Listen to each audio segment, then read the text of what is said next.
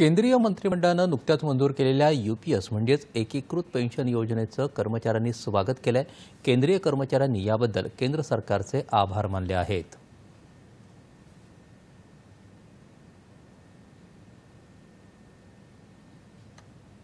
अनेक दिवसांपासूनची सगळ्यांची ही मागणी होती, बऱ्याच लोकांची, की त्यांना फिक्स पेन्शन पाहिजे, जी की एनपीएस मध्ये गॅरंटेड नव्हती। तर 50% फिक्स पेन्शन जसं ज्या पद्धतीने जुन्या पेन्शन योजनेमध्ये मिळत होती, तर त्या पद्धतीने आता यूपीएस मध्ये देण्याचा निर्णय केंद्र सरकारने घेतलेला आहे। तर बऱ्याच लोकांची जी मागणी होती, प्लस त्याच्यावरती जो मिळणारा डीए आहे, जो वर्षातून 2दा मिळतो, तो पण देण्याची व्यवस्था या यूपीएस मध्ये सरकारने केलेली प्रोव्हिजन ठेवलेली दिसते। तर अनेकांची जी मागणी होती ती एका अर्थाने ती पूर्ण झाल्याचं दिसतंय याच्यामध्ये। यूपीएस आणि एनपीएस हे दोनच स्कीम होत्या। आता युनिफाईड पेन्शनच्या द्वारे थोडीशी आम्हाला क्लॅरिटी आली आहे की आपल्याला एक मिनिमम पेन्शन तरी मिळणार आहे, जे एनपीएस मध्ये आधी नव्हतं।